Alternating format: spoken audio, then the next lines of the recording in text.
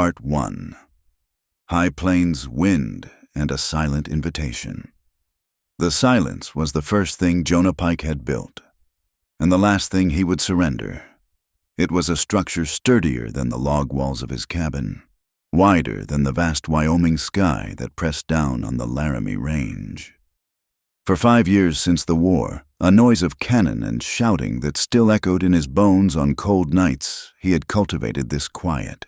It was in the deliberate arc of his axe-splitting pine, the soft shuffle of his boots on the packed earth floor, the low murmur of a pot of beans over the fire. His life was a collection of necessary sounds, and nothing more. His cabin stood on a lonely swell of land overlooking Basin Creek, a solitary tooth against a jawline of granite peaks. Prospect, the nearest clot of civilization, was a half-day's ride east, and he made the trip only when salt or coffee ran low. He had no neighbors, wanted none. The High Plains wind was company enough. It was a restless thing, a constant storyteller muttering of distant dust and coming snow. It scoured the land, bent the stubborn grasses, and carried the scent of wet sage after a rare summer rain. Jonah understood the wind. It asked for nothing. He was 35, though the sun and a hard peace had etched lines around his eyes that made him look older. A former Army scout, he'd seen enough of men's ambitions to last a lifetime. He'd tracked men who thought they were gods and buried boys who had barely learned to shave. When it was over, he'd turned his back on the world of telegraphs and railroads and backroom deals. Seeking a place where a man's ledger was balanced only with the seasons, he had claimed this piece of land, built his shelter, and made a single, solemn vow no woman would ever cross his threshold to stay. They were the architects of a different kind of noise, of expectation and entanglement, of soft whispers that could unravel a man's resolve quicker than a canteen in the desert. He'd had his fill of that, too. This evening in late August of 1876, the wind was not muttering. It was screaming. A dust storm, born in the dry heart of the territories, was rolling in. The sky, once a pale, forgiving blue, had curdled into a bruised yellow-brown. Jonah stood on his porch, a hand shielding his eyes, watching the horizon dissolve. The air grew thick, tasting of grit and distance. He secured the shutters, checked the latch on the small shed where his mule, Obadiah, stamped nervously, and brought in an extra armload of wood. Inside, the world shrank to the small circle of light cast by his oil lamp. The flame danced, a tiny, defiant soul against the growing gale. The cabin groaned as the first heavy gusts hit, and dust, fine as flour, began to snake in through the chinks in the logs. Jonah sat at his rough-hewn table, cleaning a rifle with methodical, unhurried movements. This was a familiar battle, a siege of nature he could understand and endure. The storm raged for hours. The wind was a physical presence, a beast clawing at the door. Then, through the din, came a different sound, a splintering crash, faint but sharp, carried on a momentary lull in the gale.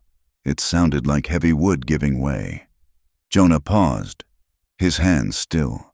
It was likely nothing a cottonwood branch, weakened by blight, finally surrendering. But it came from the direction of the old stagecoach trail, where a dilapidated way station stood as a monument to a route long since abandoned. No coach had used that road in years. He tried to dismiss it, returning to the slow, oily slide of the cleaning rag. But the scout in him, the part that had kept him alive through seasons of tracking enemies, both seen and unseen, wouldn't let it rest.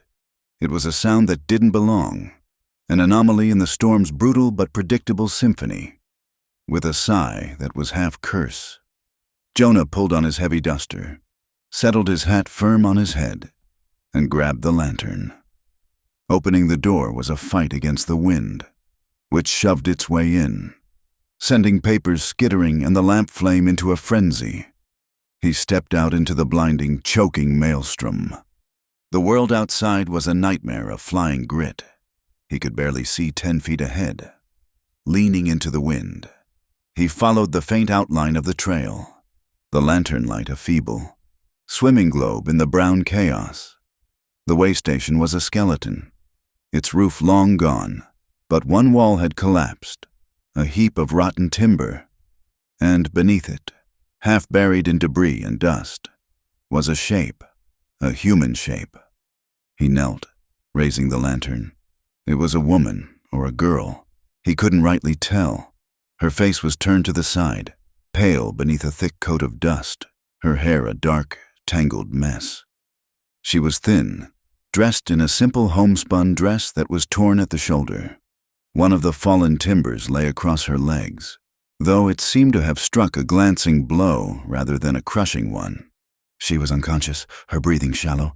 For a long moment, Jonah just stared.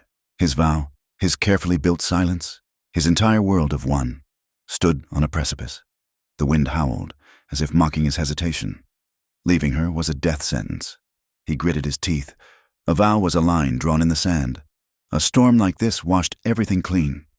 With a grunt, he heaved the timber aside. She was lighter than he expected, a bundle of twigs in his arms. He carried her back to the cabin, his own tracks already erased by the restless earth. Inside, he barred the door, shutting out the storm once more. The silence that rushed back in was different now, heavier. It was punctuated by the girl's faint, rattling breaths. He laid her gently on his own cot, the only one in the cabin. He fetched a basin of water and a clean rag, and with a detached, clinical air, began to wipe the layers of dust from her face. Her features emerged slowly, high cheekbones, a stubborn chin, a fan of dark lashes against her pale skin. There was a long, shallow cut on her temple, oozing sluggishly.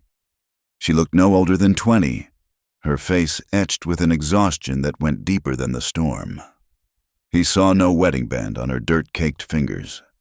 She stirred as he cleaned the cut, a low moan escaping her lips. Her eyes fluttered open. They were the color of moss, deep and startlingly clear, and filled with a wild, cornered animal fear. She tried to push herself up, her hands scrabbling at the blanket. "Easy now," Jonah said, his voice a low rasp, rusty from disuse. He took a step back, giving her space. "You were caught in the storm. A wall at the old way station came down on you."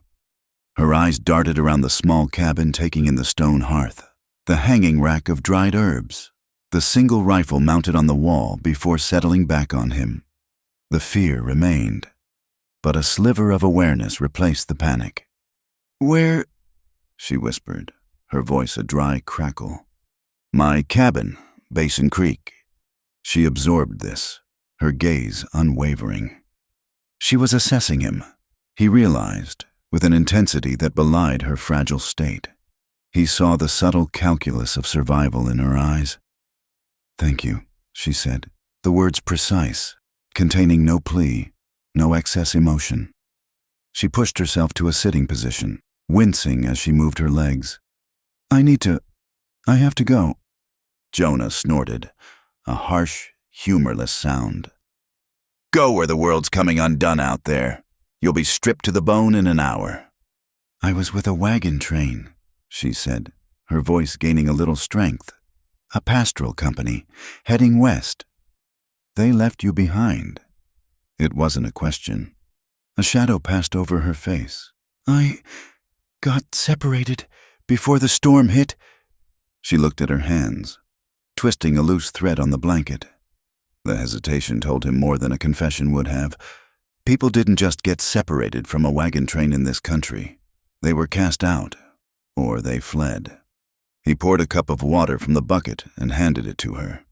She drank it greedily, her throat working. When she was done, she looked at him again, her gaze direct. "I have no money to pay you for your kindness," she said, "but I am a hard worker. I can cook, clean, mend. I can tend a garden, help with stock. If you'll give me shelter until the storm passes, and perhaps a day or two to get my bearings, I will earn my keep." Her offer hung in the air, a plain, practical contract. It was not the kind of feminine entanglement he had feared. It was a proposal of labor, a currency he understood.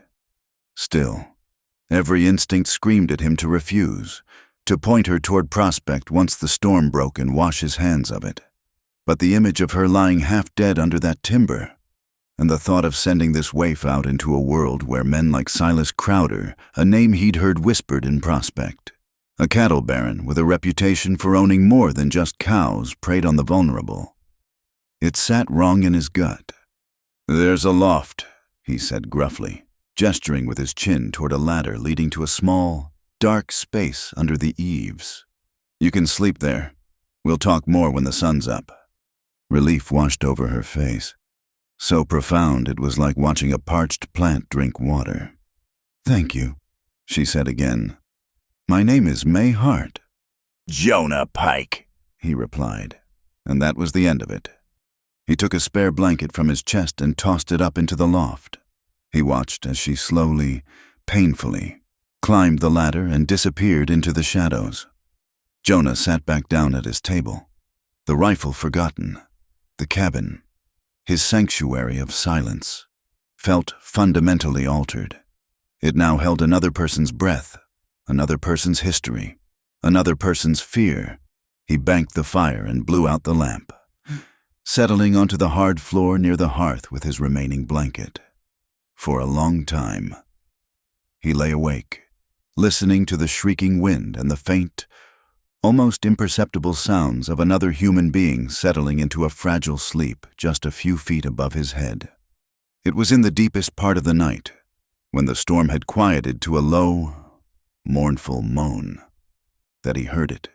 At first, he thought it was a mouse scrabbling in the thatch, or the wind whistling through a crack, but then it came again, clearer this time, a soft, broken sound from the loft, a whimper.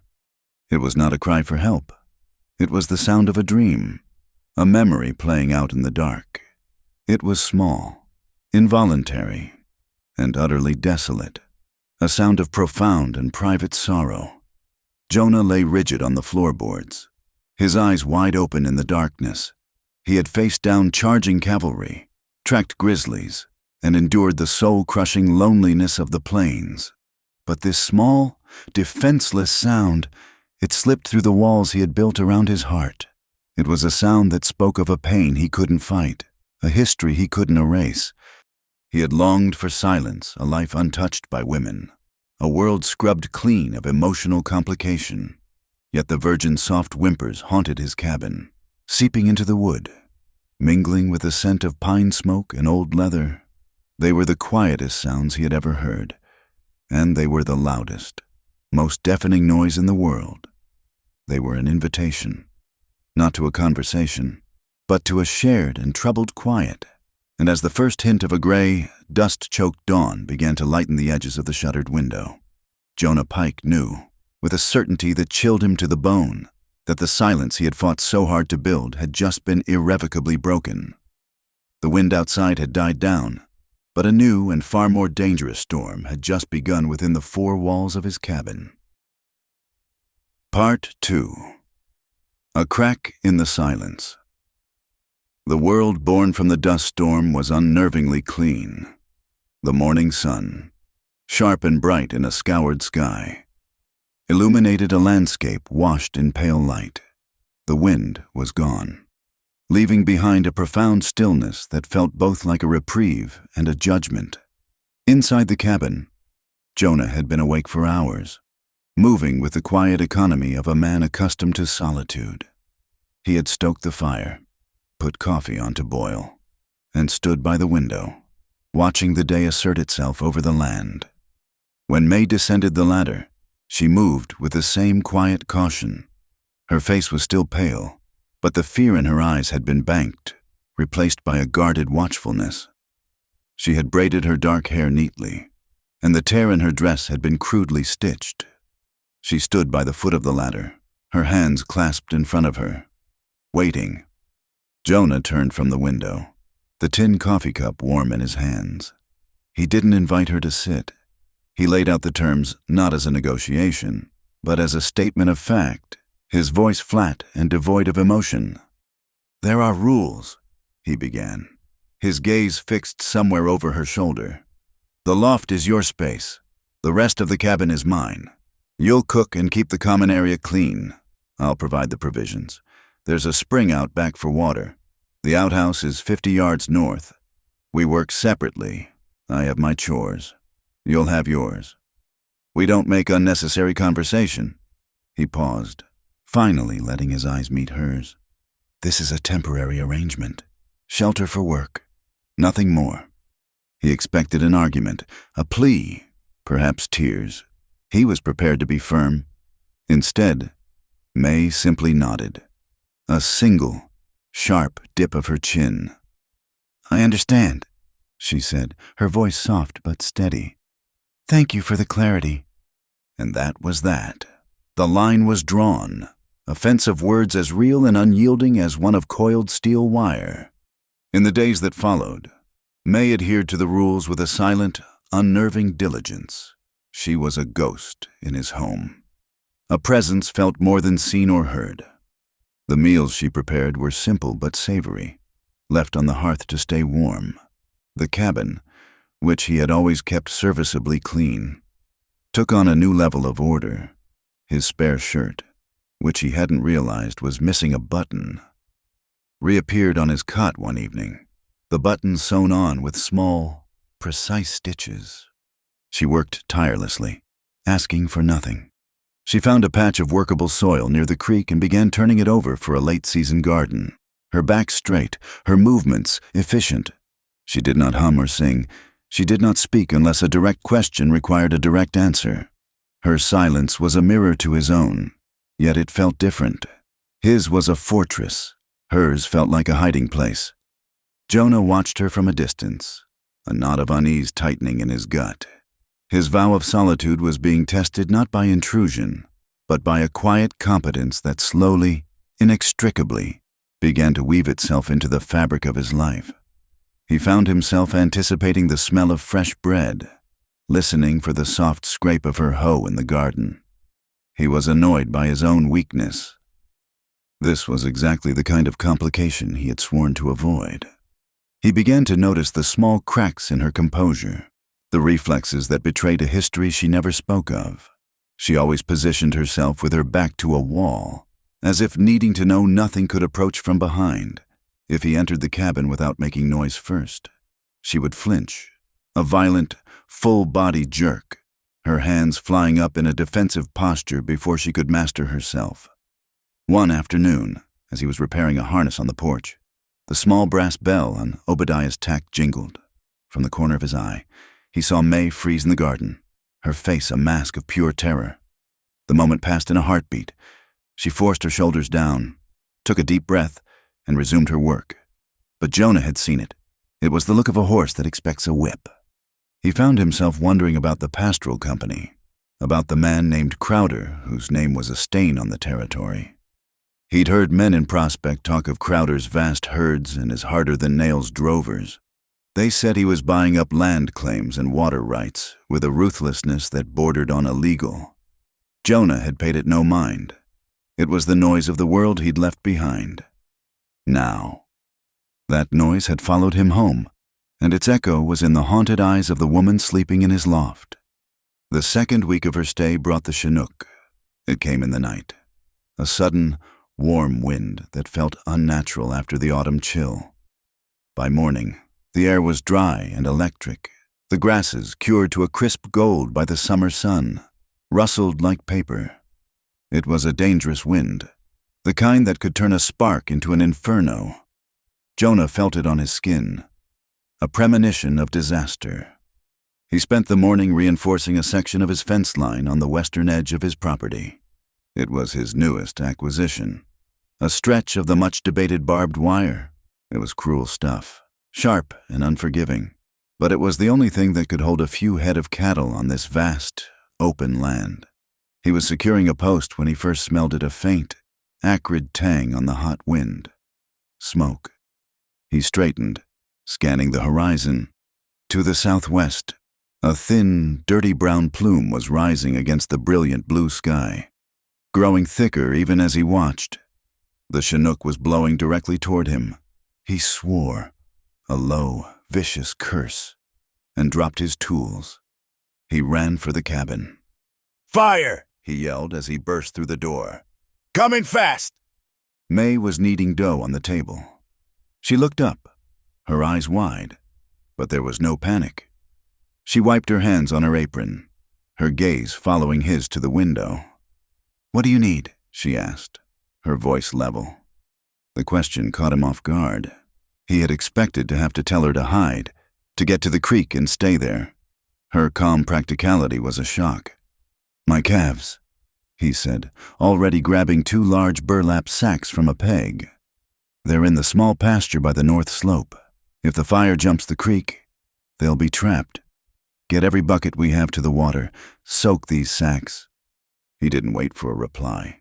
He sprinted toward the pasture, the smoke now a billowing, churning wall that was eating the horizon. The roar was audible now, a distant, hungry sound like a freight train. The 3 calves, his entire investment for the year, were huddled together, their eyes rolling in terror as the smell of smoke grew stronger. He was trying to drive them toward the relative safety of the rocky creek bed when May appeared at his side. She was breathing hard, her face smudged with soot, carrying 2 sloshing, water-soaked sacks. She didn't say a word, just handed one to him and took up a position on the far side of the terrified animals. "The wind is pushing it north," Jonah shouted over the growing roar. "It's going to circle around the bend and come at the fence." The fire was moving with terrifying speed, a rolling wave of orange and black that devoured the dry grass, leaving a blackened, smoking wound on the land.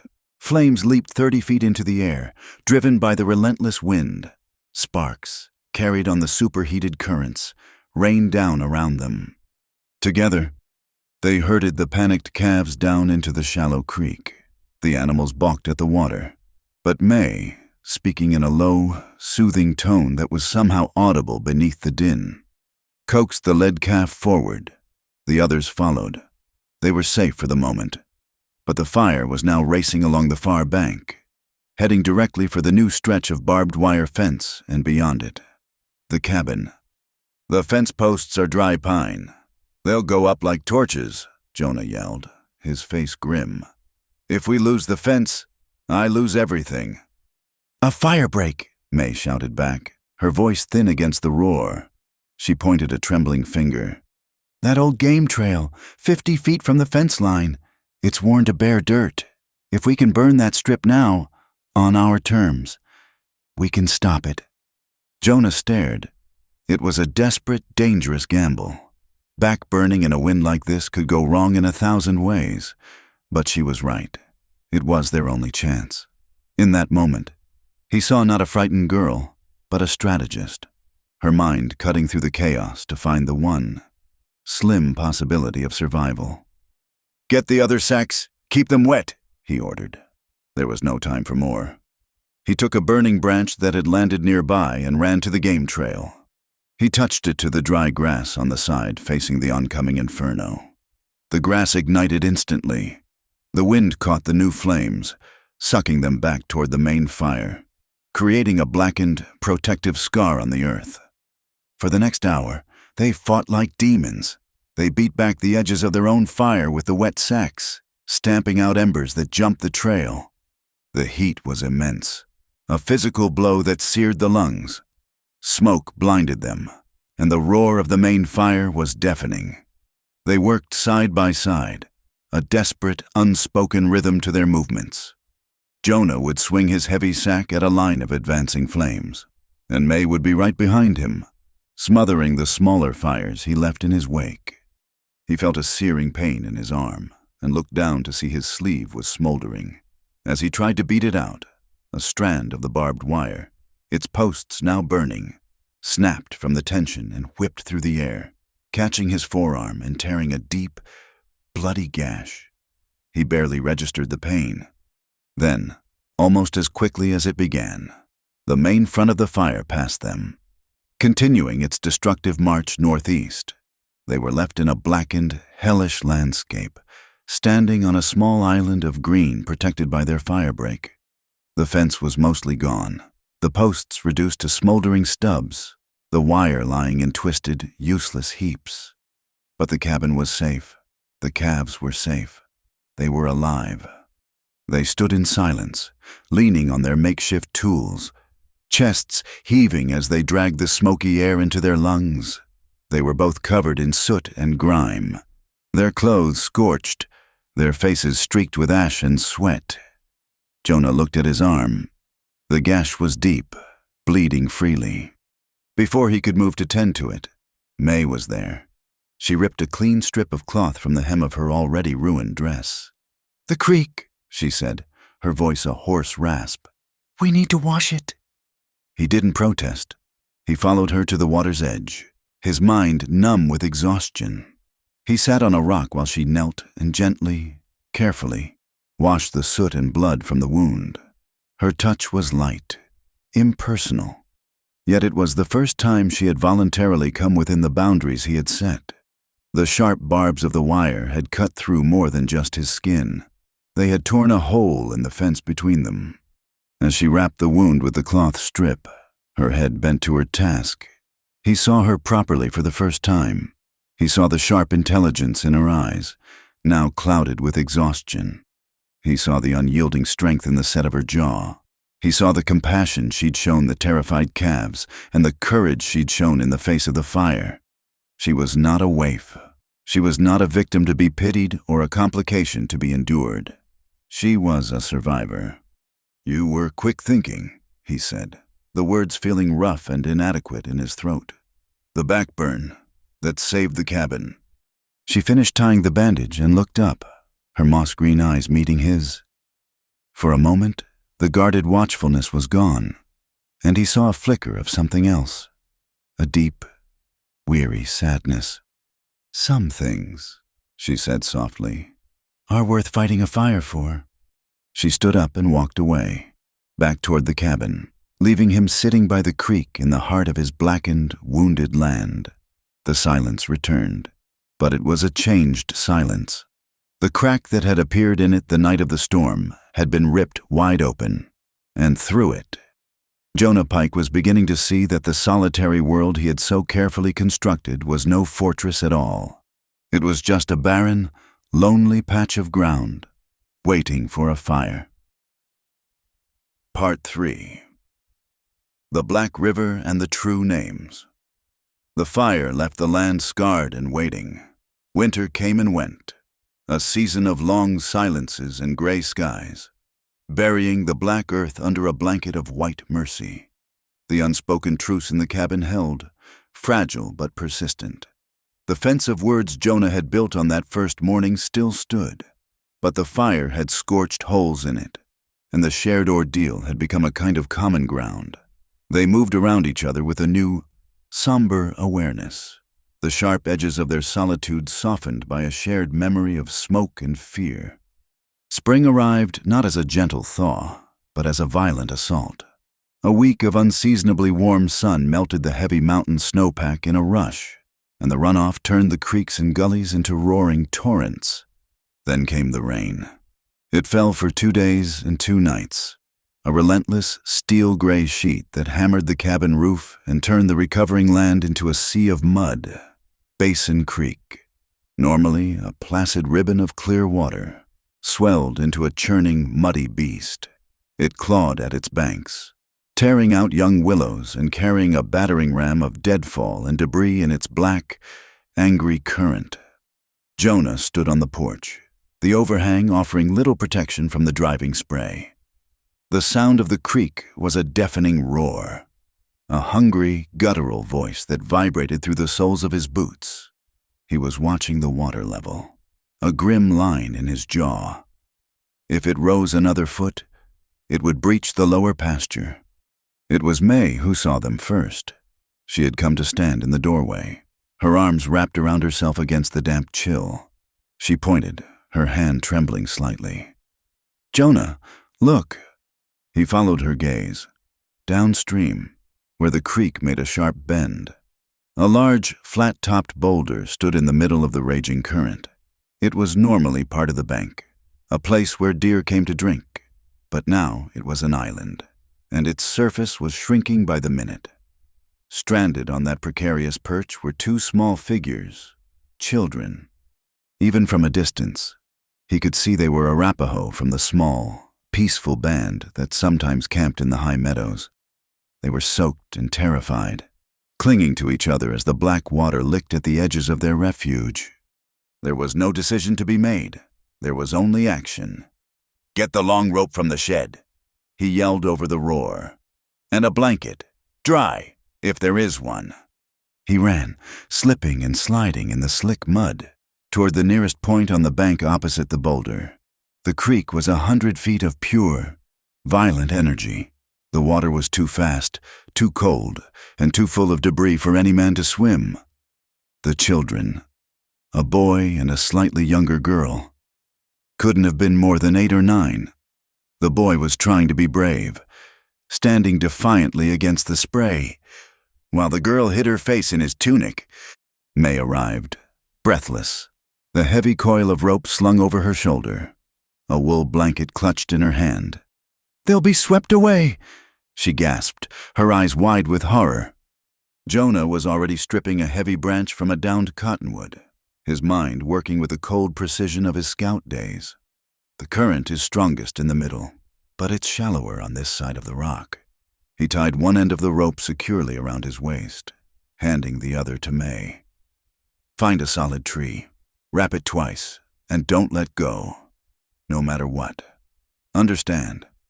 She nodded, her face pale but determined.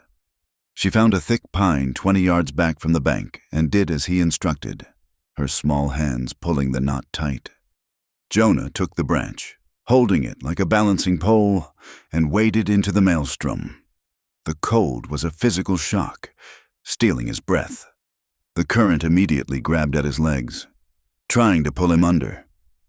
He fought for every step, planting his feet hard, leaning against the immense pressure of the water. Debris slammed into him, branches, clumps of earth, but he kept moving. His eyes locked on the 2 small figures on the rock. He was halfway there when his foot slipped on a submerged rock. He went down, the current pulling him under, the world dissolving into a brown, roaring chaos. For a panicked second, he was sure it was over. Then the rope snapped taut, a lifeline in the violence. May, he knew, was holding fast. He clawed his way back to the surface, sputtering and gasping for air, and regained his footing. He reached the boulder, his body bruised and numb with cold. He hauled himself onto the rock. The children shrank back, their dark eyes filled with terror. The boy, Little Elk, pushed his sister, Singing Brook behind him. "I'm here to help," Jonah said, his voice loud and rough against the noise of the water. He held out a hand. "We have to go, now!" But the boy shook his head, his small body rigid with fear and defiance. The roar of the water, the strange white man, the violent chaos, it was too much. Jonah was about to grab him when May's voice, high and clear, cut through the din. She had moved to the water's edge, holding the rope. She wasn't shouting at the boy. She was singing. It was a simple, quiet lullaby, a tune of no particular words, but the melody was gentle and reassuring.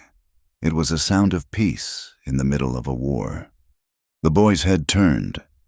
He saw her, this woman on the bank, her voice a thin, steady thread in the roaring tapestry of the flood. "It's all right," May called out, her voice carrying with surprising strength. "He is a friend. We will not let you fall. Look at me. We will hold the rope." Slowly, the boy's shoulders relaxed. He looked from May back to Jonah, and the terror in his eyes gave way to a fragile spark of trust. He nodded. Getting them back was a nightmare. Jonah tied the rope around the boy first, holding him tight as they fought their way back through the treacherous current. Then he went back for the girl. By the time they reached the bank, all of them were shivering uncontrollably, their limbs heavy with cold and exhaustion. May wrapped the children in the dry blanket, her hands chafing their small, frozen fingers, murmuring to them in that same low, soothing voice. That night, the storm finally broke. The rain stopped, and a few pale stars appeared in the washed-out sky. The creek still roared, but its voice was less angry, more of a weary grumble. Inside the cabin, a fire blazed in the hearth. The two Arapaho children, fed and warm, were asleep in the loft, tucked under every spare blanket Jonah owned. Jonah sat at the table, cleaning his wet gear, his arm aching where the barbed wire had cut him weeks ago. May was on the floor by the fire, mending a tear in the boy's tunic. The silence in the cabin was different again. It was no longer empty. It was filled with the soft breathing of sleeping children. "You have a way with them," Jonah said quietly, breaking his own rule. May didn't look up from her sewing. "I know what it is to be frightened," she said, her voice barely a whisper, "and to be alone." He watched the firelight play over her bent head. The events of the day had stripped away another layer of his resolve. He had seen her courage at the fire, and now he had seen her compassion at the flood. The woman who stood with her back to the wall, who flinched at the sound of a bell, was the same woman who could calm a terrified child with a song. "That name you gave me," he said, the question forming before he could stop it. "Hart, is that your family's name?" She froze, the needle still in her hand. For a long moment, she didn't move. Then, slowly, she set the tunic aside and looked up at him. Her eyes were dark and deep in the firelight, and the guard was gone. What he saw there was a profound, heartbreaking weariness. "No," she said. "My name is May Hart. I borrowed the other one. I was trying to disappear." She took a shaky breath. "I wasn't with a pastoral company. I was working at Silas Crowder's ranch. The Bar C." Jonah's hands stilled. He had heard of the Bar C, a place men avoided unless they were desperate for work and didn't mind losing a little skin. "Crowder brings in people from the east," she continued, her voice low and hurried, as if the words themselves were dangerous. "Families mostly. He promises them a stake, a piece of land to farm on his property. He pays their passage, and in return, they sign a labor contract to work off the debt." She wrung her hands in her lap. "But the debt is never paid. He adds costs for food, for tools, for shelter. The numbers on his ledgers always grow. People are trapped. They work from sunup to sundown for nothing. If they try to leave, his foremen, they bring them back. He calls it fulfilling a contract. I call it slavery." The ugly word hung in the warm air of the cabin. Jonah's face was like stone. "My parents died of fever on the journey out," May said, her voice catching. "Crowder said their debt passed to me. I worked for 2 years. I saw things. One night, his foreman, a man named Riggs, was loading a supply wagon. It was late. He thought everyone was asleep, but I saw him, under the canvas. It wasn't supplies. It was people, women, girls. They were bound and gagged. He was shipping them north toward the railroad camps." She looked at him, her eyes pleading for him to understand. It wasn't just about the labor contracts. "Jonah, he's a trafficker. He buys and sells people. I saw him make a note of the shipment in a small leather book he keeps. That book is the proof." Now he understood the fear. He understood why she ran, why she flinched at shadows. Crowder didn't just want to work her back. He wanted to silence a witness. "I ran that night," she whispered. "Riggs and another man came after me. That's how I got separated. Ended up at the way station. They weren't just trying to catch me, they were trying to kill me." She finally fell silent. The story told, she watched him, waiting for his judgment, for him to tell her to leave, to take her trouble elsewhere. Jonah felt a cold, slow anger rise in him, an anger he hadn't felt since the war. It was the rage of a man who has seen the depths of human cruelty and had hoped to never see it again. He looked at this young woman, who had faced down fire and flood, who had calmed frightened children with a song, and who carried a truth so dangerous it could get her killed. He had vowed to keep the world out, but the world, in all its ugliness, was sitting by his fire, and he could not, would not, turn his back on it. He stood up and walked to the small, makeshift desk in the corner. He pulled out a piece of paper, a bottle of ink, and a pen. "There's a surveyor with the Union Pacific," he said, his back to her. "An engineer named Lane. He's an honest man. I knew him in the Army. The railroad is pushing through north of here. They have their own marshals, their own law." May watched, her heart pounding, as he began to write. His hand was steady, the letters stark and clear. He was not a man of many words, but the ones he wrote now were the most important he had ever formed. He was taking her truth, her whispered, terrified confession, and turning it into a weapon. He was giving her back her name, not just May, the fugitive worker, but May Hart, the witness, by writing her name, by telling her story. He was acknowledging her existence, her personhood, her right to be free. He was drawing a new line, not between them, but around them, a line of protection, a line that Silas Crowder and his men would have to cross, and Jonah Pike would be waiting when they did. Part 4. The town that talks and the law that waits. The letter to Surveyor Lane was gone, sent with a trustworthy freight driver Jonah knew from his Army days, a silent man who knew how to carry messages as well as cargo. It was a pebble tossed into a deep, dark well, for weeks. The only answer was the ripple of their own quiet lives. The Arapaho children had been returned to their grateful family, leaving behind an echo of laughter in the loft and a new, unspoken bond between the cabin's two occupants. The world outside the small valley remained at a distance, but Jonah knew it was a temporary peace. A man like Silas Crowder did not suffer a loss, however small, without seeking retribution.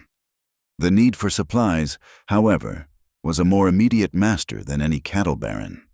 The winter stores were dwindling, and with the garden to be planted, they needed seeds. For the first time since she'd arrived, a trip to Prospect was unavoidable. "You don't have to come," Jonah said the morning they were to leave. It was a statement, not an offer. "I can get what's needed." May was packing a small canvas bag with bread and a canteen of water. She didn't pause. "He'll learn I'm here sooner or later. I won't spend my life hiding in the shadows. Besides," she added, a flicker of a wry smile touching her lips, "you'll forget the chamomile seeds." He couldn't argue with that. The ride into town was tense. May sat straight on the mule, Obadiah, her gaze fixed ahead, but Jonah saw the tightness in her hands, the way she scanned the ridgelines. He rode his own horse, his rifle resting easy in its scabbard, his eyes missing nothing. The silence between them was not the awkward void of their first weeks, but the charged quiet of soldiers before a battle. They were a party of two, moving into enemy territory.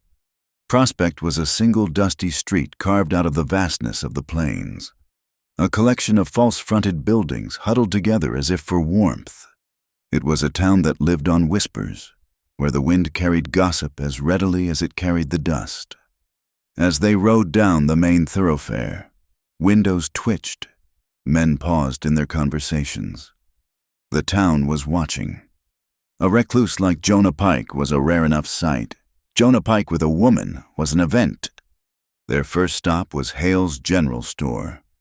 The bell above the door announced their arrival with a cheerful, lying jingle. The store's interior smelled of coffee beans, cured leather, and Mrs. Agnes Hale's piercing curiosity. She was a bird-like woman with sharp eyes that missed nothing and a tongue that reported everything, with embellishments. "Jonah Pike," she chirped, her smile a little too wide. "Been an age. The mountain finally spit you out." Her eyes darted to May, cataloging her mended dress, her worn boots, and the quiet dignity in her posture. "And you've brought company."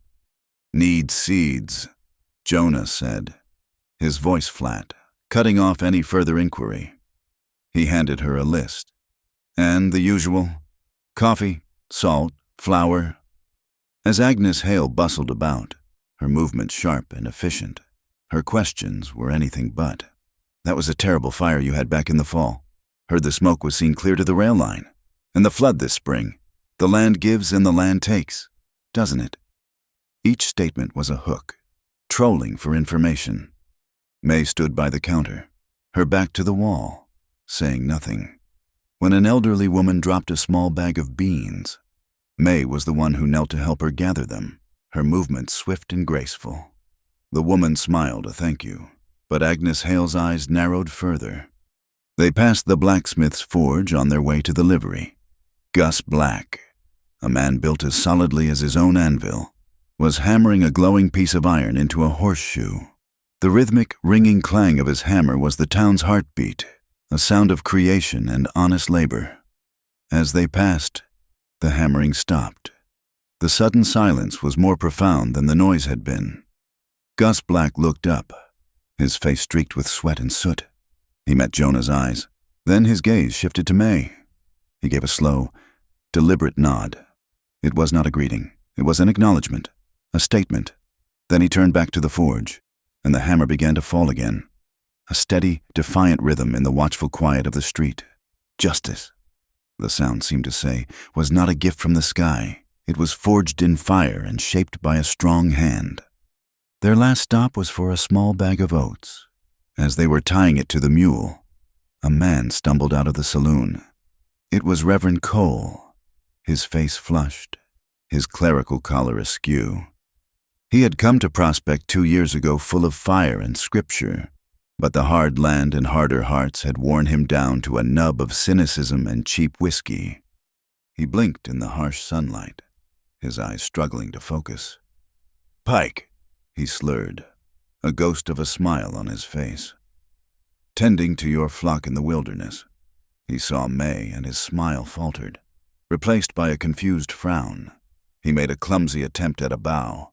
"Ma'am." May simply looked at him, her expression one of sorrow, not judgment. "It is a hard road to walk, Reverend," she said, her voice soft. "For any of us." The simple, unexpected kindness seemed to sober him more than a bucket of cold water. He stared at her, his mouth slightly agape, the usual sarcastic retort dying on his lips. For a moment, he looked like the man he must have once been, a man who believed in grace. Then he shook his head as if to clear it, muttered something under his breath, and shuffled back toward the saloon's shadows. They were about to mount up when the sound of hoofbeats, too many and too fast, made Jonah turn. 4 riders were coming down the street, kicking up a plume of dust. At their head was a large, imposing man with a neatly trimmed beard and cold, calculating eyes. He wore a fine coat, and the silver conchos on his saddle glittered in the sun, even without seeing the Barcy brand on his horse. Jonah knew this was Silas Crowder. The man beside him, thick-set and brutal-looking, was undoubtedly Riggs. The town, which had been watching them with veiled glances, now stopped completely. Storekeepers appeared in doorways. Men stepped out of the saloon. It was a theater, and the main act had just arrived. Crowder's party reined in, forming a half-circle that blocked their path.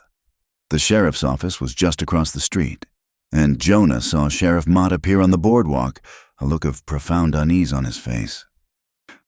Crowder ignored Jonah at first, his eyes locking onto May. A cruel, proprietary smile touched his lips. Well, look what the wind blew in. I believe you have something of mine. Miss Hart, a debt to be paid." May went pale, but she did not shrink. She stood her ground beside Obadiah, her chin held high. Jonah stepped forward, placing himself between her and Crowder. He didn't raise his voice. He didn't reach for his gun. He simply stood there, a solid, immovable object. "She owes you nothing." Crowder's smile tightened. He finally deigned to look at Jonah. "And you are, yes, the Hermit of Basin Creek. You'll find Mr. Pike." That the law of the territory is not subject to your desire for privacy. This woman is an indentured laborer who fled my employ, breaking a legally binding contract. He pulled a folded document from his coat pocket. I have the paperwork right here. He turned his horse toward the sheriff's office. Sheriff Mott, I am here to claim my property. I want this woman arrested for theft of service and breach of contract. Sheriff Mott, a man whose spine seemed to have been replaced with jelly, hitched his gun belt and walked reluctantly into the street. He was a man who preferred a quiet life. And Silas Crowder was a major contributor to the town's and his own precarious prosperity. He glanced nervously from Crowder's cold smile to Jonah's stony face. Now, Silas, Mott began, his voice placating. Let's not be hasty. There's nothing hasty about it. Crowder snapped, his voice cracking like a whip. It's the law. Are you going to enforce it? Or do I need to send a wire to Cheyenne about the state of justice in this town? The threat hung in the air. Mott swallowed hard. He looked at May, his expression a mixture of pity and resignation. Ma'am, I'm afraid I'll have to— You'll do nothing! Jonah's voice cut through the tension, low and steady, yet carrying to every corner of the silent street. He took a step closer, his eyes never leaving the sheriff's. This woman is not property. She is a free person, under my protection, on my claim. He turned his head slowly, his gaze sweeping over Crowder. And your piece of paper is a lie. A collective gasp went through the onlookers. To call Silas Crowder a liar in public was tantamount to suicide. Crowder's face darkened with rage. Riggs's hand moved instinctively toward his pistol. That's a bold claim. Pike, Crowder said, his voice dangerously soft. One you might have trouble backing up. And you might have trouble proving that contract is worth more than the ink it's written with. Jonah countered. The standoff was absolute. The street was a powder keg. And Jonah had just struck a match. Sheriff Mott looked like he was about to faint. That's enough. A new voice, sharp and authoritative. Cut in. An elderly, stern-faced man in a dusty suit was striding toward them from the hotel. It was Judge Miller, the circuit magistrate, in town a week early to deal with a land dispute. This is a street, not a battlefield, and it is certainly not a courtroom. He fixed Sheriff Mott with a withering glare. Sheriff, get these men to lower their hackles. He then turned to Crowder. Mr. Crowder, you have made a serious accusation and presented a document. Mr. Pike, you have made an equally serious counteraccusation. The judge stroked his chin, his eyes moving from Jonah's unyielding stance to May's pale but resolute face. This is a matter for a hearing, not a street brawl. We will convene in the saloon in 3 weeks' time. Mr.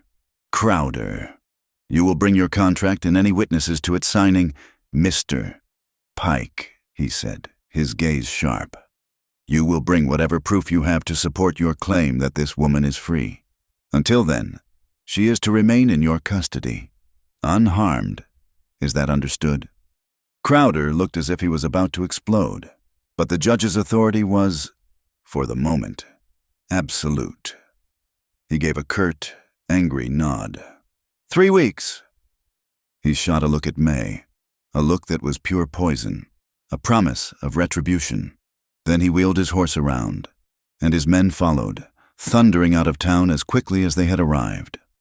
The crowd began to break up, muttering amongst themselves. The show was over, but the story was just beginning. Jonah and May stood alone in the middle of the street. The ride back to the cabin was made in a profound silence. The town had spoken, with its gossip and its fear.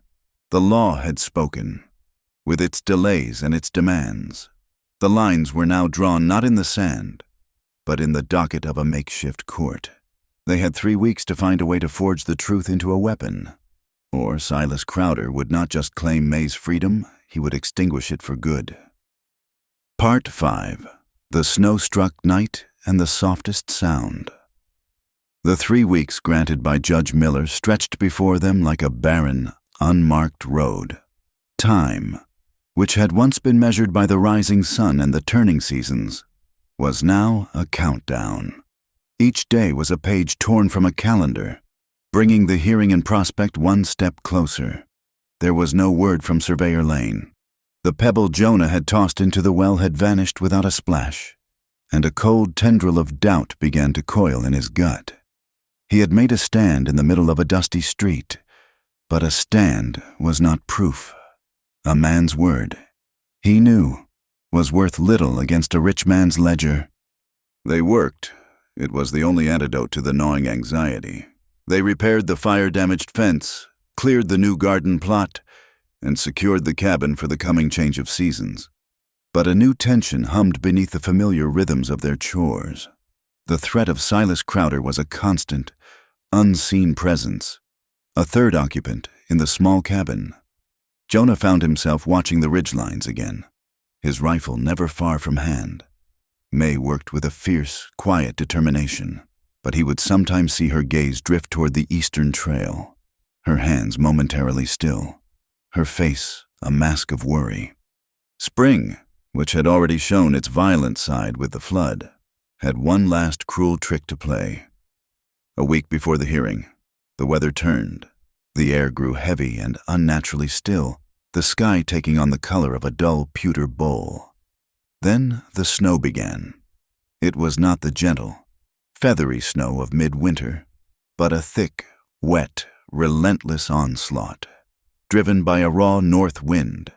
It was a late-season blizzard, a final, white fist of winter clenched against the land. For 2 days, the world vanished. The trails, the creek, the distant mountains, all were erased under a suffocating blanket of white. The wind howled around the corners of the cabin, a mournful, hungry sound. They were utterly and completely isolated, prisoners in a white wilderness. The cabin, once Jonah's fortress of solitude, now felt small, the walls pressing in. The enforced proximity magnified everything the unspoken fears, the fragile, unnamed thing that was growing between them. On the second night of the storm, the world outside was a churning chaos of wind and snow. Inside, the fire in the hearth was their only anchor.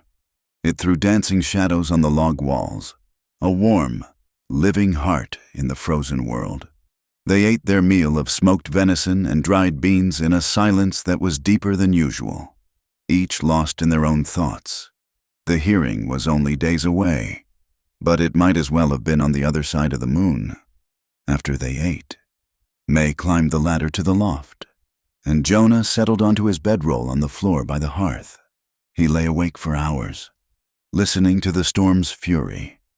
The wind was a legion of ghosts trying to claw its way in, and the weight of the snow on the roof was a palpable pressure.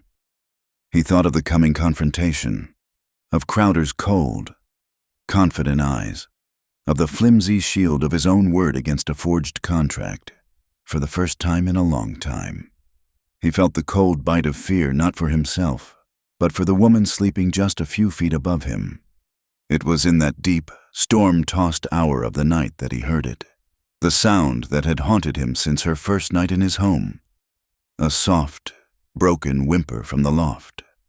His body went rigid. He listened, his breath held.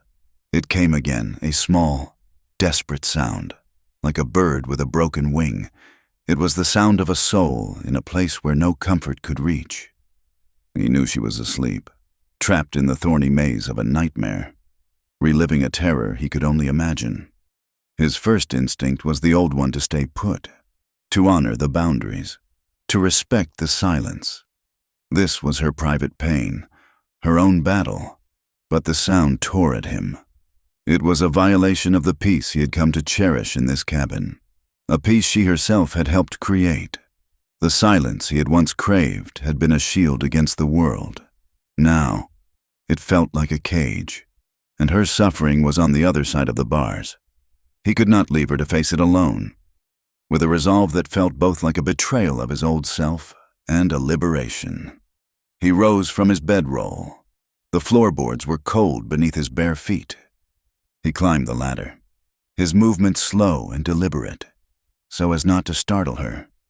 The loft was dark, save for the faint, flickering orange glow from the fire below. He could see her form, a huddled shape under the blankets. She was tossing in her sleep, her breathing ragged. "No," she whispered, the words sharp with terror. "Please, don't." He knelt beside her pallet. He could feel the tremors that racked her small frame. He reached out, his calloused hand hesitating for a moment before gently touching her shoulder. "May," he said, his voice a low rumble, barely audible above the wind. "May, you're safe." Her eyes flew open. They were wide and sightless with terror, staring at a horror only she could see. She flinched away from his touch, a small cry catching in her throat. "It's just me," he said, keeping his voice calm and steady. "It's Jonah. You're here, in the cabin. You're safe. It was just a dream." He watched as the recognition slowly dawned in her eyes, as the present reality gradually pushed the nightmare back into the shadows. The wild fear receded, leaving behind a raw, shimmering vulnerability. Tears welled and spilled down her temples, silent tracks in the dim light. She didn't try to hide them. Without a word, he sat on the edge of the pallet and gently pulled her upright. He wrapped his arms around her, pulling her against his chest. She was trembling violently, her body as rigid as a bent sapling. He held her, rocking her gently, one hand stroking her tangled hair, murmuring soft, meaningless words of comfort. He held her not as a man holds a woman he desires, but as one holds something precious and broken that they are desperate to protect. She buried her face in his shirt, her shoulders shaking with silent sobs. He felt the dampness of her tears soak through the rough wool. He just held on, a solid, unmoving anchor in her storm-tossed world.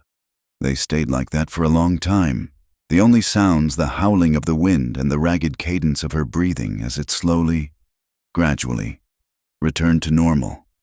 When the trembling finally subsided, she stirred in his arms but did not pull away. He could feel the warmth of her cheek against his chest. The silence that settled between them was no longer empty. It was filled with a profound, unspoken truth. The walls were down. He rested his chin on the top of her head, his voice a rough whisper against her hair.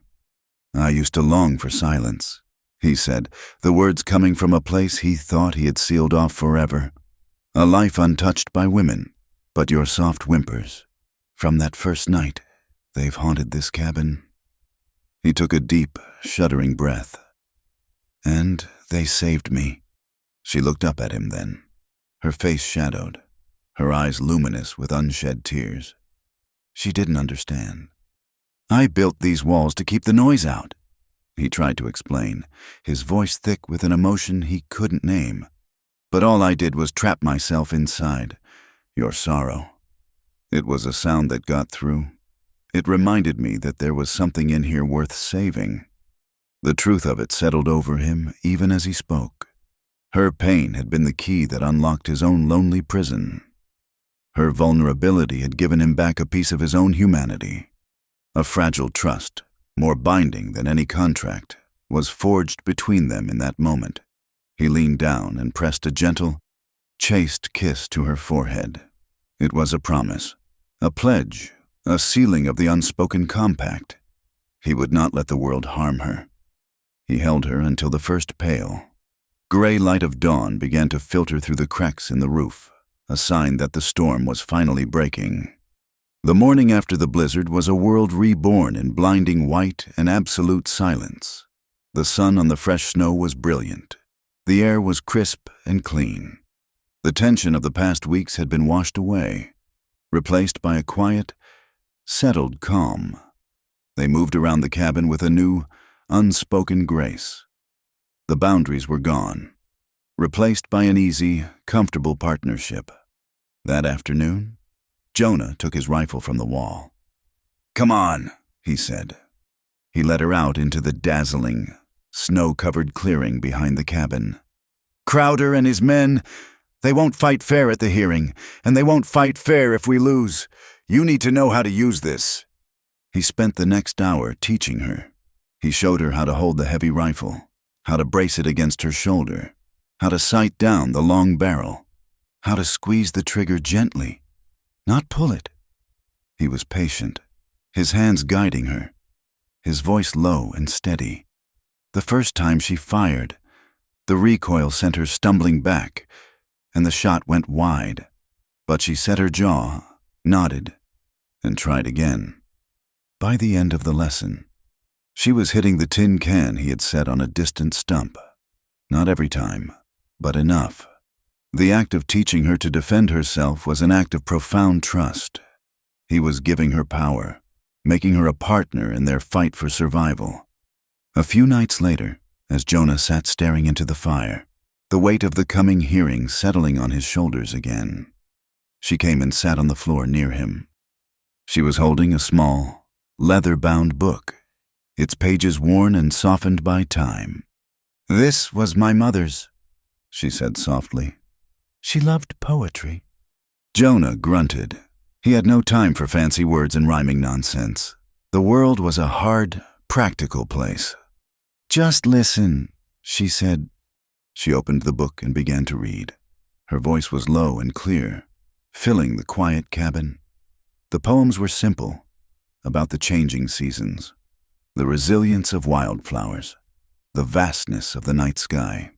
At first, he resisted, his mind elsewhere, but slowly, the rhythm of the words, the quiet beauty of the images she painted with her voice, began to work on him.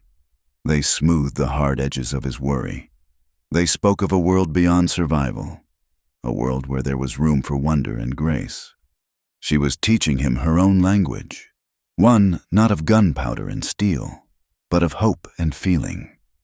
She was showing him that a person's soul needed to be defended just as much as their body. The hearing and prospect still loomed, a shadow on the horizon. The danger was as real as the snow outside their door. But as he sat by the fire, listening to the soft cadence of her voice, Jonah Pike knew they would face it together. The silence of his cabin was no longer the silence of escape. It was the silence of home. Part 6. The Hearing in Prospect. The saloon in Prospect had never been a place of judgment, only of forgetting. But on the day of the hearing, it was transformed. The swinging doors were propped open, not for welcome, but for air.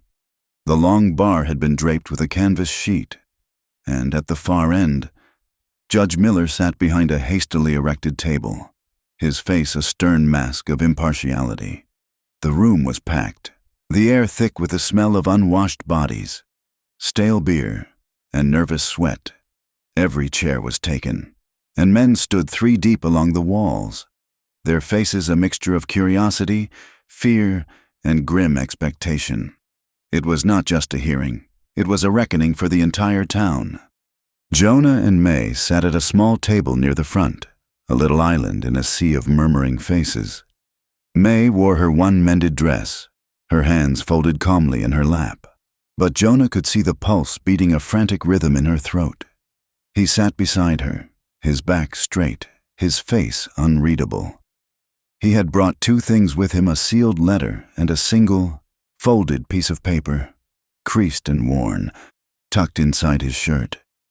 Gus Black stood near the doorway, his massive arms crossed, his presence a silent, solid declaration of support. Agnes Hale was there, her sharp eyes missing nothing. Even Reverend Cole had come, lurking in a shadowed corner, his face pale and sober. Silas Crowder and his foreman, Riggs, sat at an opposing table.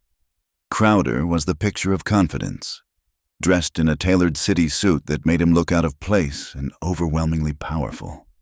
He nodded to acquaintances, his smile thin and assured. He was not a man on trial. He was a king holding court. Judge Miller banged a small gavel, and a tense silence fell over the room. "This hearing is convened," he announced, his voice cutting through the thick air, "to assess the contractual claim made by Mr. Silas Crowder upon the person of Miss May Hart. Mr. Crowder, You may present your case." Crowder stood, the very picture of aggrieved reason. "Thank you, Your Honor. The matter is simple. 2 years ago, I extended my charity to Miss Hart and her family, paying for their passage west in exchange for a term of labor to be served on my ranch. The Bar C, the contract which I have here, was duly signed and witnessed." He handed the document to Sheriff Mott, who passed it to the judge. Miller studied it for a long moment.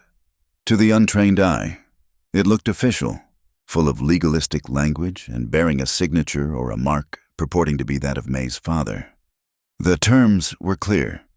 Crowder continued, his voice resonating with false sincerity.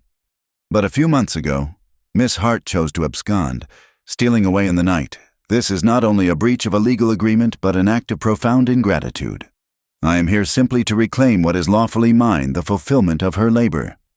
"Do you have witnesses to the signing of this contract?" Judge Miller asked. "I do," Crowder said smoothly. "Mr. Riggs, my foreman, was present." Riggs lumbered to the front. He swore an oath on a Bible that looked like it had never been opened, and proceeded to lie with practiced ease. He described the Hart family's supposed desperation, Crowder's generosity, and the clear, willing agreement to the terms. He spoke of May as a flighty, unreliable worker. It was a solid, well-rehearsed performance. "I also have a witness to Miss Hart's character," Crowder said, playing his next card. He called forward a man named Jebediah Smith, a gaunt, shifty-eyed man who had worked briefly at the Bar C. Smith, clearly paid for his testimony, spoke of seeing May take extra rations and claimed she had spoken of running away from the moment she arrived. The weight of the testimony, false as it was, began to settle over the room. The law, on paper, seemed to be on Crowder's side. The murmuring in the crowd shifted, now laced with doubt. A contract was a contract. A debt was a debt. This was the hard currency of the West. Jonah saw the fear in May's eyes intensify, a flicker of the terror he'd seen in her nightmares. "Mr. Pike," the judge said, his gaze turning to their table. "You have heard the claims. The floor is yours." Jonah stood. He did not look at Crowder. He did not look at the crowd. He looked directly at Judge Miller. He was not a man of fancy words.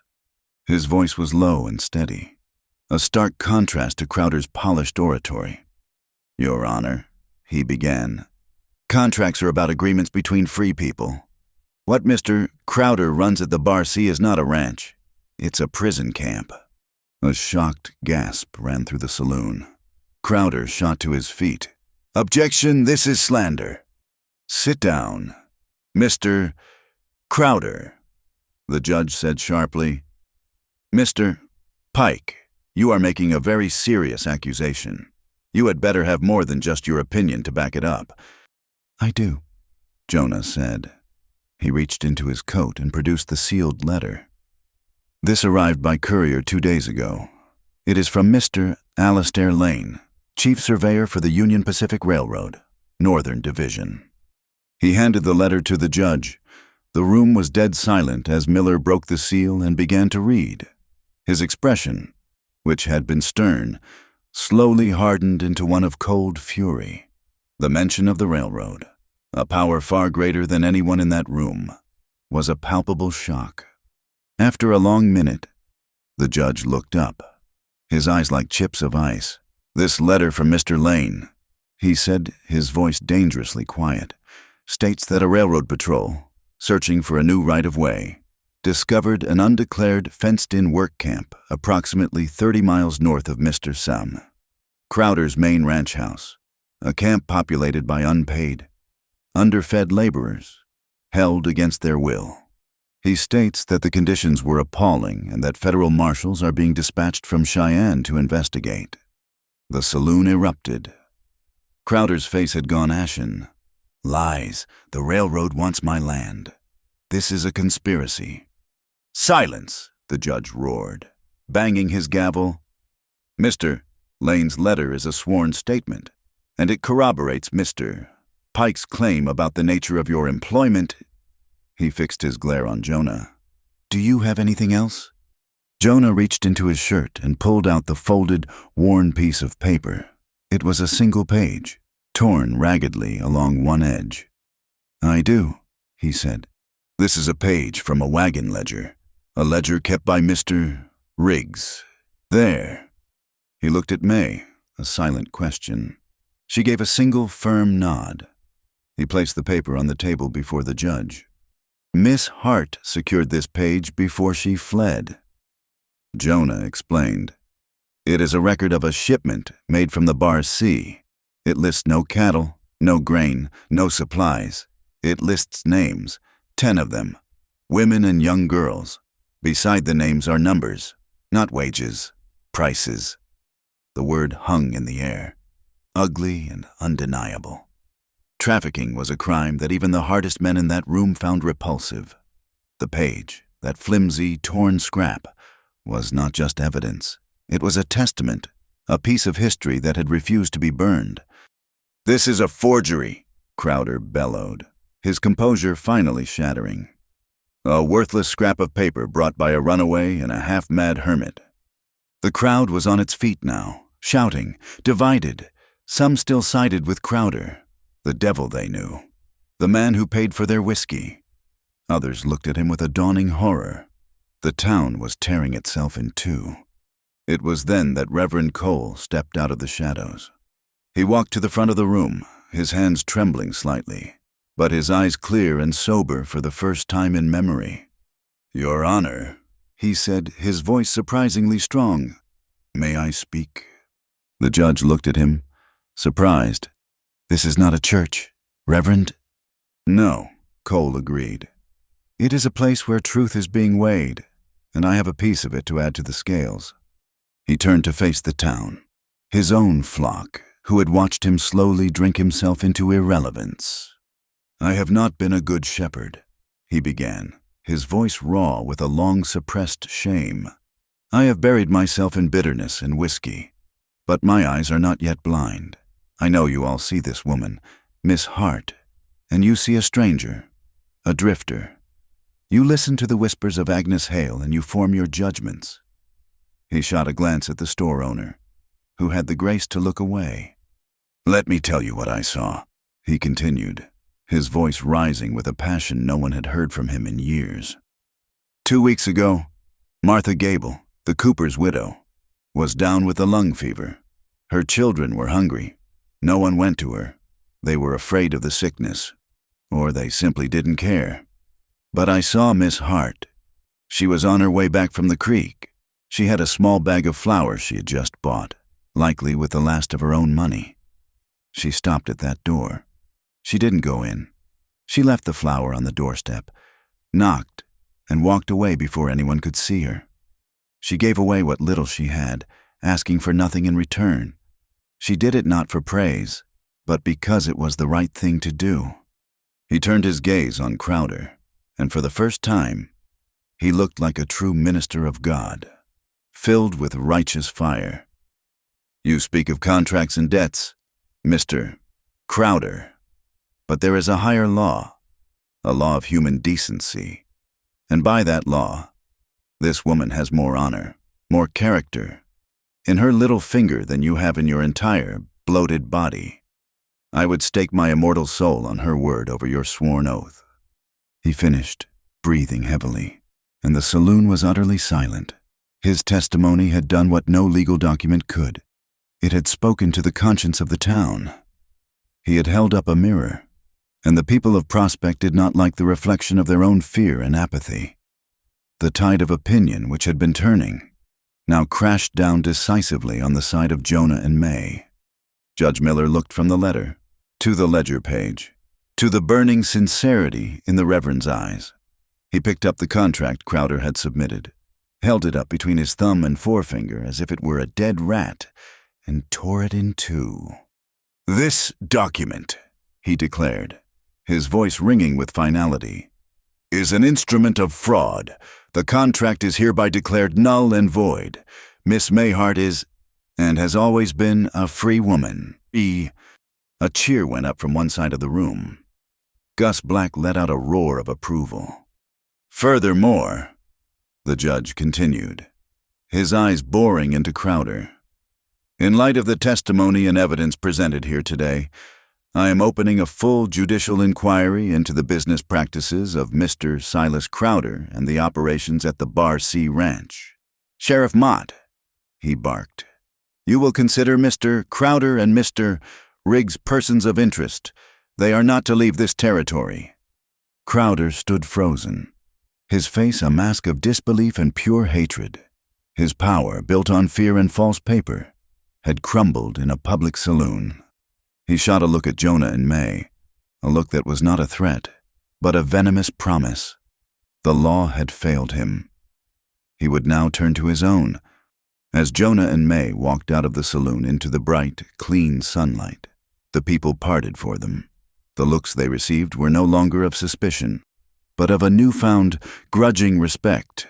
They had won. But as Jonah helped May onto the mule, he knew this was not the end.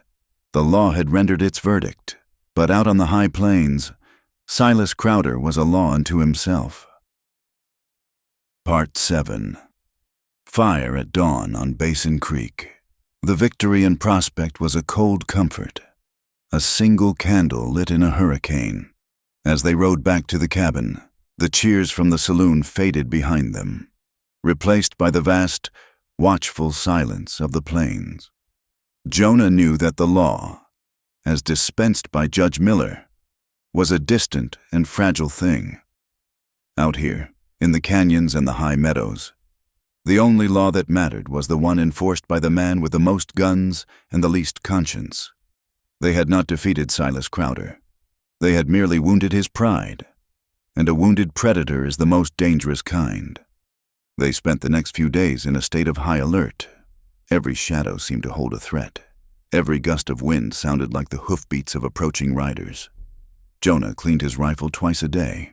May, while going about her chores, moved with a new, quiet purpose, her eyes constantly scanning the landscape. She spent an afternoon away from the cabin, exploring the tangled network of granite formations and narrow ravines to the north, a place of twisted junipers and wind-carved stone. When she returned, she said nothing of where she had been, but Jonah saw a new resolve in her eyes. She was not just waiting for the fight. She was preparing for it. The attack, when it came, was not the direct assault of an angry man, but the insidious work of a saboteur. It began in the dead of night, 4 days after the hearing. A smell, sharp and acrid, slithered into the cabin, waking Jonah from a light, restless sleep.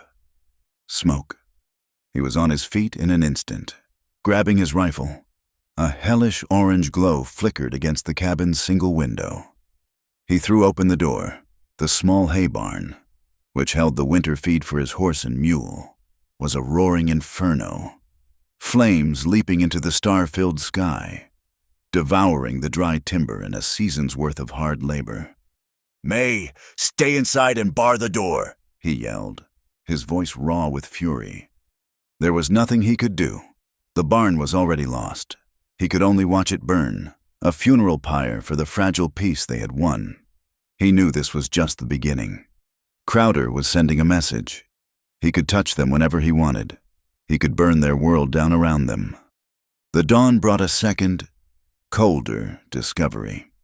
The small irrigation ditch that fed their garden and filled their water barrels from Basin Creek had been expertly dammed with rocks and mud upstream.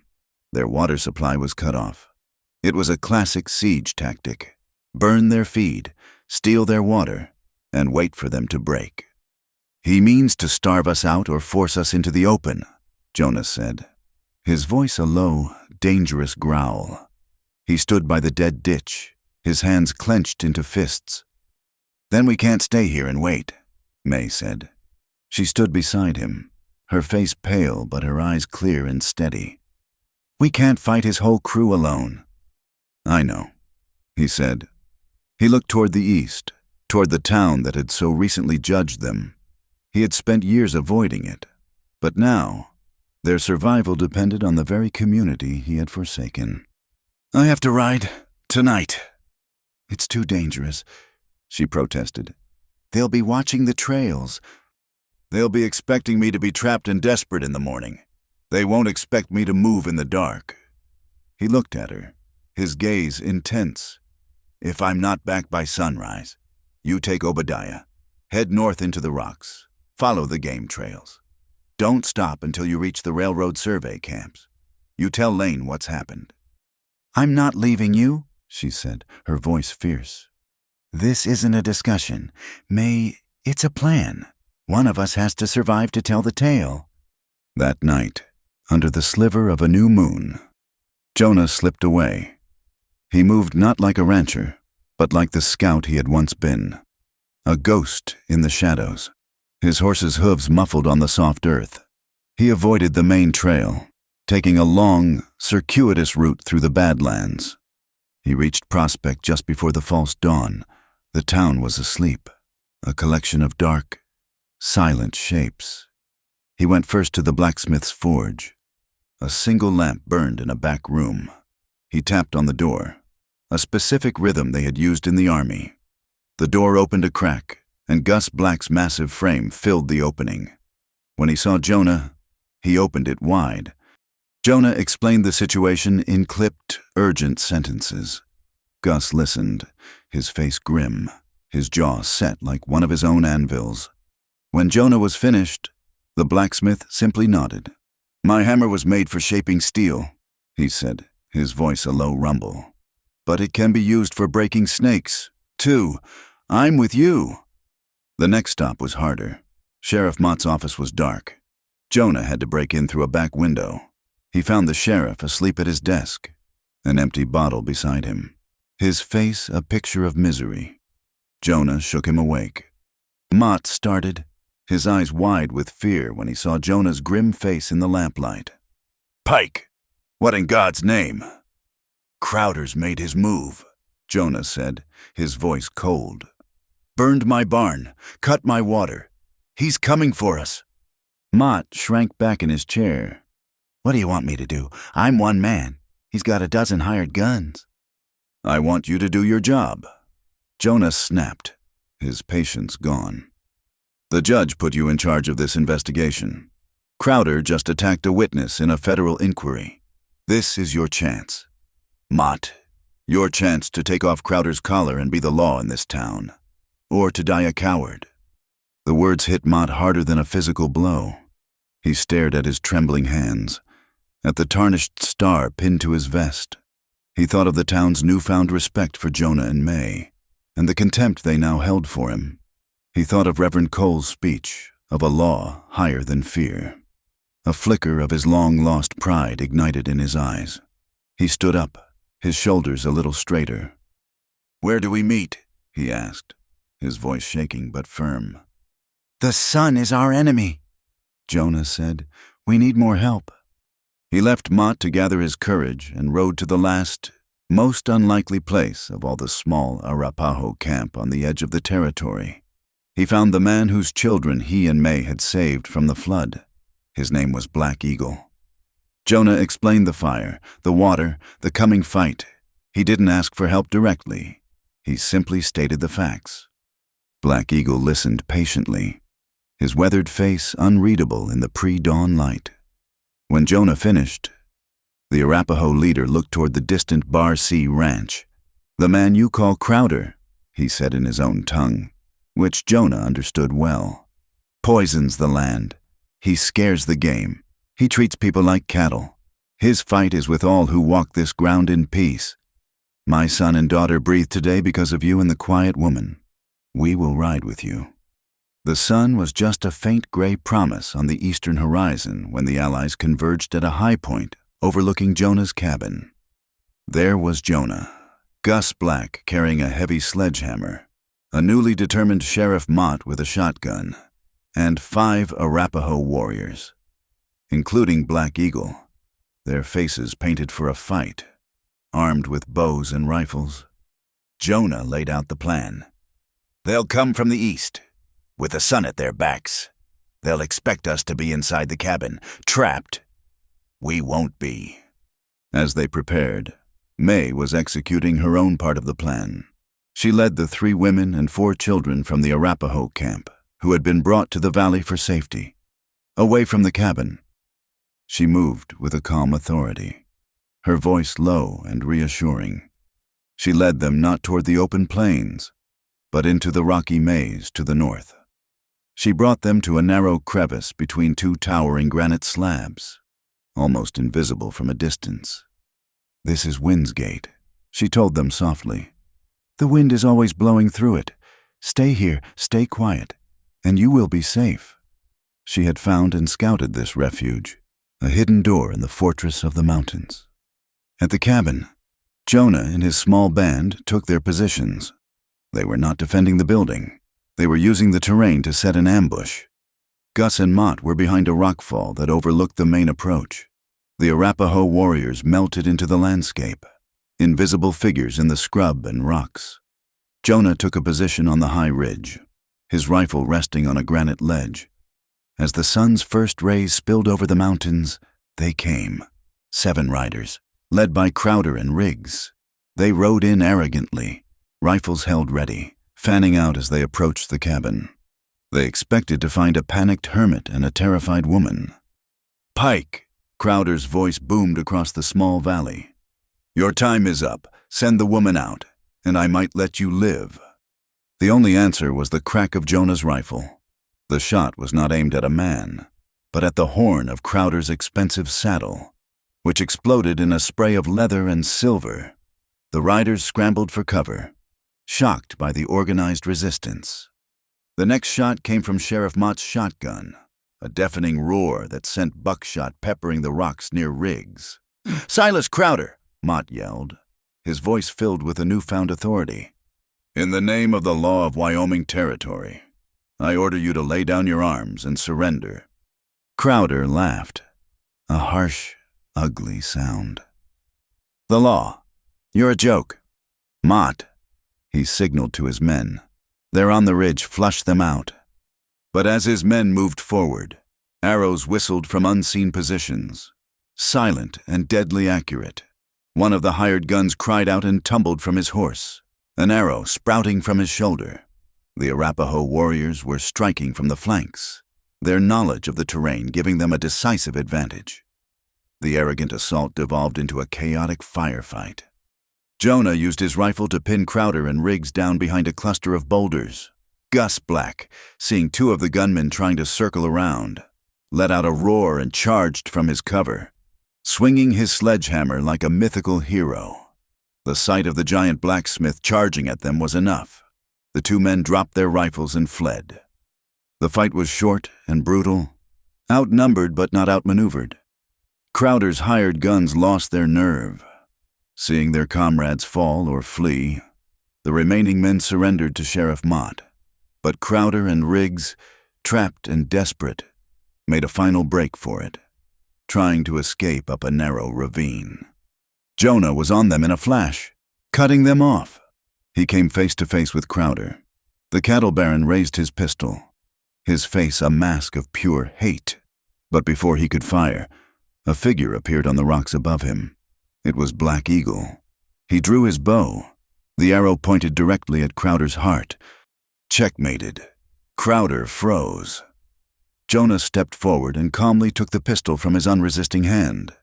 A few moments later, Sheriff Mott arrived, breathing heavily, and snapped a pair of iron cuffs onto Silas Crowder's wrists. The sheriff looked at Crowder, not with fear, but with a weary disgust.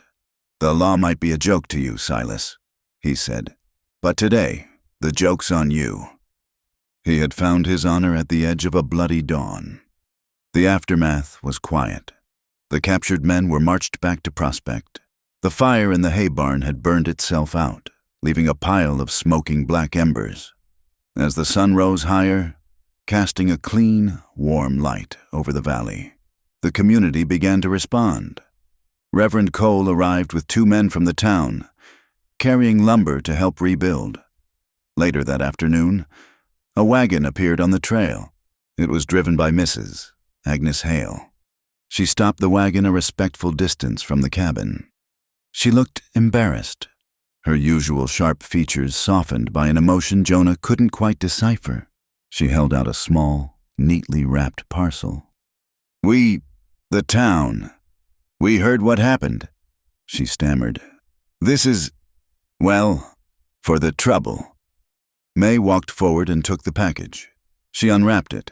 Inside were 3 pairs of finely stitched baby diapers, made of soft, clean flannel. Agnes Hale, the town's chief gossip, a woman who had judged May so harshly, was offering a gift for a future she couldn't possibly know about, but was anticipating with this act of contrition. It was a white flag, an apology, a welcome. May looked at Agnes Hale, and for the first time, she smiled at the woman. A genuine, warm smile. "Thank you, Agnes," she said. "They're beautiful." The war was over. The healing could begin. Part 10. The west-facing porch. The season that followed the fire at dawn was one of tender green. New grass, vibrant and determined, pushed up through the blackened earth, stitching the land back together. The scars remained, but they were no longer wounds. They were reminders of a battle fought and won. In the high plains of Wyoming, life was a relentless cycle of destruction and renewal. And, for the first time, the cabin at Basin Creek felt like a part of that hopeful rhythm.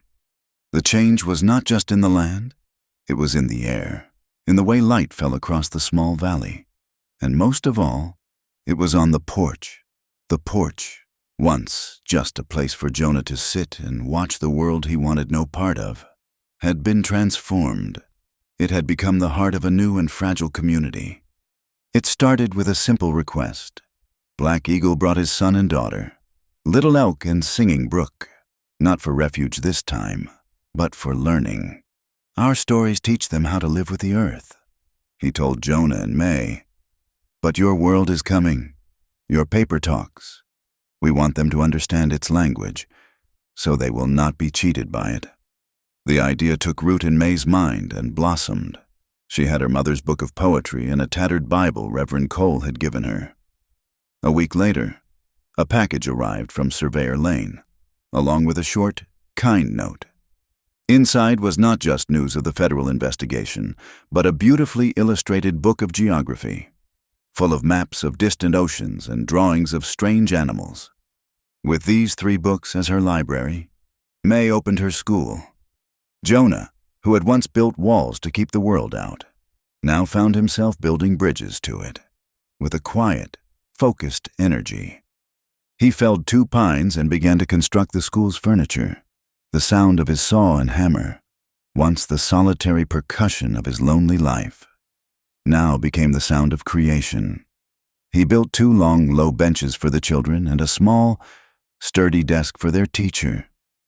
He planed the wood until it was smooth, with no splinters to catch on small hands.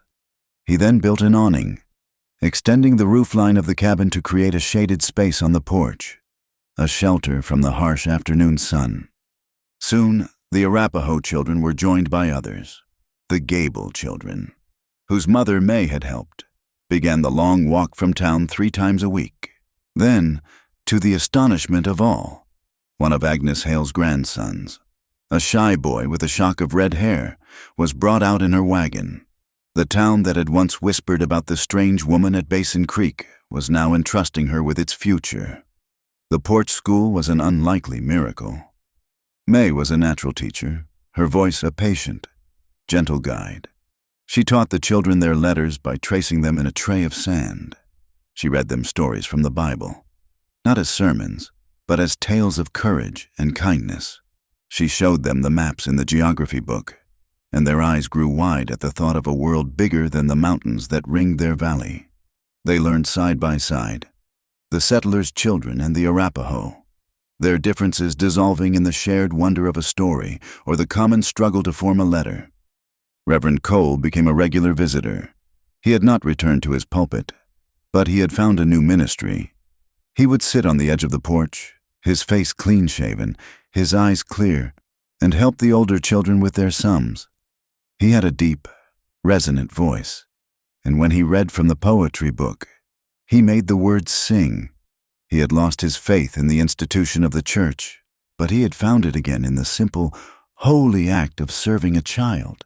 He was tending a new kind of flock, one that met not under a steeple, but under the wide, forgiving sky. One bright afternoon, a rider from Cheyenne brought an official letter.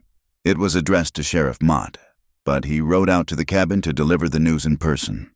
The federal investigation, spurred by Lane's report and the events at the hearing, had uncovered the full, rotten scope of Crowder's operation. He was being held in a federal prison, awaiting a trial whose outcome was a foregone conclusion. His empire of debt and fear was finished.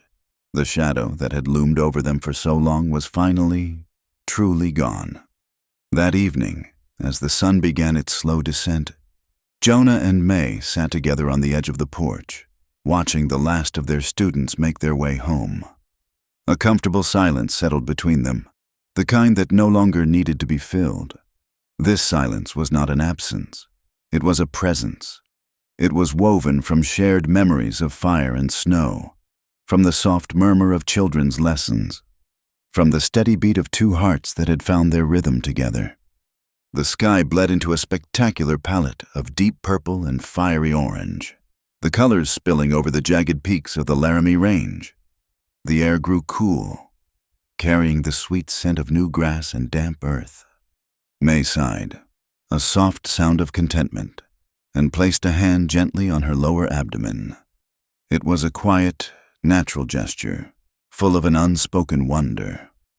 Jonah's eyes followed the movement, and a slow, profound understanding dawned on his face. He looked at her, at the way the sunset glow gilded her hair, at the peaceful certainty in her eyes, and he felt a wave of emotion so powerful it almost brought him to his knees. It was not the wild, chaotic noise of the world he had once fled, but a deep, resonant chord of pure joy that vibrated in the very center of his soul. He reached out and covered her hand with his own. His touch was warm and sure. He looked out at the land, their land, at the small, hopeful patch of green that was their garden, at the sturdy posts of the new barn that the men from town had helped him raise. "We'll need to dig a new well before the baby comes," he said, his voice a low, rough murmur. "Deeper, one that will never run dry." He looked past the garden to a gentle, west-facing slope. "And we'll plant an orchard there, apples, for the children to climb in." He turned to her, his gaze holding all the love his quiet heart had never known how to express. "This porch, it faces west. It'll always catch the last of the light. We'll keep a lamp burning here, always, so that if anyone is ever lost or needs a safe harbor, they'll see it. They'll know there's a light in the valley to guide them home." She leaned her head on his shoulder, and he wrapped his arm around her, holding her close. The first stars of evening pricked the deep velvet of the sky. The wind, that constant restless voice of the plains, whispered through the pines. It was the same wind that had once carried the sounds of dust storms and loneliness, but now it carried the scent of wood smoke from their own hearth and the promise of a future as wide and open as the land itself. The silence Jonah Pike had once craved was finally his. It was no longer the silence of an empty life, but the profound, peaceful, and perfect silence of a full and waiting home. Thank you for listening to this story.